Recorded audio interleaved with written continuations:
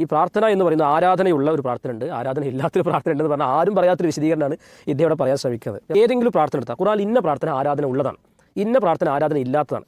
നബി സല്ലല്ലാഹു അലൈഹി വസല്ലം പഠിപ്പിച്ച നൂറുകണക്കിന് പ്രാർത്ഥനകൾ നിസ്കാരത്തിന് ശേഷം, നിസ്കാരത്തിന് മുമ്പ്, നിസ്കരിക്കുന്ന സമയത്ത്, അങ്ങനെ ഓരോ സമയത്ത് ചെല്ലുന്ന ദിക്റുകൾ, പ്രാർത്ഥനകളൊക്കെ നബി സല്ലല്ലാഹു അലൈഹി വസല്ലം ധാരാളം പഠിപ്പിച്ചിട്ടുണ്ട്. അതിലേതെങ്കിലും ഒന്ന് ആരാധന ഇല്ലാത്തൊരു ഉദാഹരണം കാണിച്ചാൽ മതി. പക്ഷേ അതൊരു കാണിക്കാൻ കഴിയില്ല. അങ്ങനെ ഒന്നില്ല. പ്രാർത്ഥിക്കുക നമ്മുടെ നാട്ടിലൊക്കെ സാധാരണ പറയുന്നൊരു ഭാഗമാണല്ലോ, നമ്മൾ പ്രാർത്ഥിക്കാൻ പറഞ്ഞാൽ ഉസ്താദ് ചോദിക്കുക ആരാധന ഉള്ള പ്രാർത്ഥനയാണോ ആരാധന ഇല്ല എന്ന് ഏതെങ്കിലും ഉസ്താദ് ചോദിക്കണം. അങ്ങനെ ഒന്നും ഇല്ല, അതെല്ലാവർക്കും അറിയുന്ന കാര്യമാണ്. അതിനപ്പം കൺഫ്യൂഷൻ ഉണ്ടാവില്ല, അത് കൺഫ്യൂഷൻ ഇല്ല. ആ പുസ്തകം കറക്റ്റ് പ്രാർത്ഥിച്ചു കൊടുക്കും.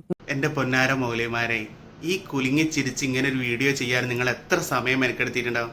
നിങ്ങൾക്ക് ഒരു അര മിനിറ്റ് ചിലവാക്കിയിട്ട് ഈ സാധുവായി എന്നെ ഒന്ന് വിളിച്ചുകൂടായിരുന്നില്ലേ? ഞാനല്ലേ ആ വിഷയം പറഞ്ഞത്. നിങ്ങൾക്ക് ആധികാരികമായി തെളിവ് ഞാൻ നൽകാലോ.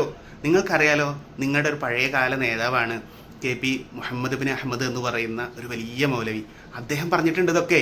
അദ്ദേഹത്തിൻ്റെ പുസ്തകമാണ് അൽ ഇസ്തിഗാസ എന്ന് പറയുന്ന പുസ്തകം. ആ പുസ്തകത്തിൻ്റെ 15-16 പേജുകൾ എടുത്ത് മറിച്ച് വെക്കുക. അതിൽ കാണാം ദുആഇന് ഒരുപാട് അർത്ഥങ്ങൾ, 7ഓളം അർത്ഥങ്ങൾ അദ്ദേഹം എന്താകുന്നുണ്ട്, കൊടുക്കുന്നുണ്ട്. എന്നിട്ട് ആൾ പറയാണ്, ദുആഇ എന്ന പദത്തിൻ്റെ പല അർത്ഥങ്ങളിൽ പ്രാർത്ഥനയുടെയും ആരാധനയുടെയും അർത്ഥം ഉൾക്കൊള്ളുമ്പോഴാണ് അത് അള്ളാഹു അല്ലാത്തവരോട് നടത്തുന്ന ഷിർക്കായി തീരുന്നത്. എങ്ങനെ? പ്രാർത്ഥന മാത്രം ഉണ്ടായാൽ പോരാ, പ്രാർത്ഥനയുടെ കൂടെ എന്തും കൂടെ കൂടണം, ആരാധന കൂടെ കൂടണം. അപ്പോഴേ അതെന്താവുള്ളൂ, അള്ളാഹു അല്ലാത്തവരോട് നടത്തുമ്പോൾ ഷിർക്കായി മാറുള്ളൂ എന്ന് നിങ്ങളുടെ മൗലവിയാണ് എഴുതുന്നത്. അപ്പോൾ എന്തെന്ന് മനസ്സിലായത്? ആരാധനയാകുന്ന പ്രാർത്ഥനയുണ്ട്, ആരാധനയാകാത്ത പ്രാർത്ഥനയുണ്ട്. ഇനി പൊന്മുളസ്ഥാൻ്റെ മേത്തക്കും എൻ്റെ മേത്തക്കും കയറാൻ നിൽക്കണ്ട, ഇത് നിങ്ങളെ മൗലവി പറഞ്ഞതാണ്.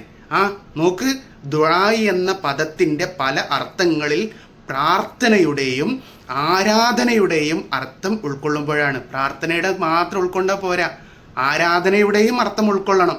അപ്പോഴേ അതെന്താവുള്ളൂ, അള്ളാഹു അല്ലാത്തവരോട് നടത്തുന്നത് ഷിർക്കായി തീരുള്ളൂ എന്ന്.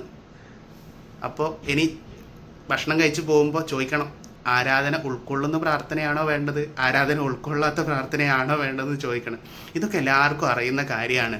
ആരാധന ഉള്ള പ്രാർത്ഥനയാണോ ആരാധന ഇല്ല എന്ന് ഏതെങ്കിലും ഉസ്താദ് ചോദിക്കണം. അങ്ങനെ ഒന്നും ഇല്ല, അതെല്ലാവർക്കും അറിയുന്ന കാര്യമാണ്. അതിനപ്പം കൺഫ്യൂഷൻ ഉണ്ടാവില്ല, അത് കൺഫ്യൂഷൻ ഇല്ല. ആ പുസ്തകം കറക്റ്റ് പ്രാർത്ഥിച്ചു കൊടുക്കും. തുടക്കത്തിൽ തന്നെ പറഞ്ഞത് ഇദ്ദേഹം മുജാഹിദ് അല്ല എന്ന്. ആര്?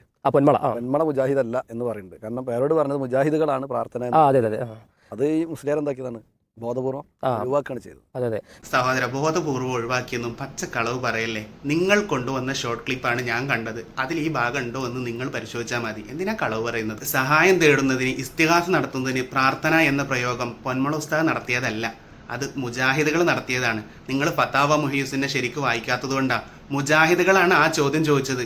മുജാഹിദുകളായ നിങ്ങൾ ഞങ്ങൾ നടത്തുന്ന ഇസ്തിഗാസയെ പ്രാർത്ഥന എന്ന് പറയാൻ തുടങ്ങിയിട്ട് കാലം എത്രയായ സഹോദര? നിങ്ങൾക്കതൊന്നും അറിയാഞ്ഞിട്ടാണോ? മാലകർക്ക് മുഴുവൻ അറിയാലോ. നിങ്ങൾ ഞങ്ങളെ കാഫിറാക്കാൻ വേണ്ടി ഉപയോഗിക്കുന്ന ഒരു പ്രധാനപ്പെട്ട ടൂളാണ് ഇസ്തിഗാസയെ പ്രാർത്ഥന ദുആ ആക്കി മാറ്റുക എന്നുള്ളത്. അതിൻ്റെ അടിസ്ഥാനത്തിലല്ലേ എൻ്റെ വീഡിയോ മുഴുവൻ ഉണ്ടായത്. നിങ്ങളതൊക്കെ എത്ര തന്ത്രപൂർവ്വമാണ് മാറ്റിമറിക്കുന്നത്. ബഹുമാനപ്പെട്ട പൊന്മള ഉസ്താദ് തന്നെ അത് വിശദീകരിച്ചിട്ടില്ലേ? വിളിച്ചു പ്രാർത്ഥന, ഇസ്തിഗാസ ഒരു വിശകലനം. ചോദ്യം ഇതാണ്, അള്ളാഹു അല്ലാത്തവരെ വിളിച്ചു പ്രാർത്ഥിക്കൽ അനുവദനീയമാണ്. ഫത്താവ മുഹ്യുസുന്ന 2ാം ഭാഗം പേജ് 38 പറയുന്നു. പ്രാർത്ഥന ആരാധനയാണെന്ന് പ്രവാചകരുടെ ഹദീസിലും കാണാം. അപ്പോൾ സുന്നികൾ അള്ളാഹു അല്ലാത്തവരെ ആരാധിക്കുന്നവരാണ്, അതിനാൽ സുന്നികൾ മുശ്രിക്കുകളാണ്. ഇപ്രകാരം ഒരു വഹാബി മൗലവി വാദിക്കുന്നത് കേട്ടു. ഇതിന്റെ വിശദീകരണം എന്താണ്?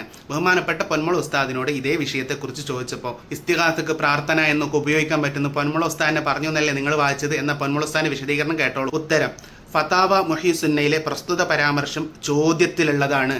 ഇസ്തിഗാസയെ പ്രാർത്ഥനയാക്കി ചോദിച്ചത് ചോദ്യകർത്താക്കളാണ്.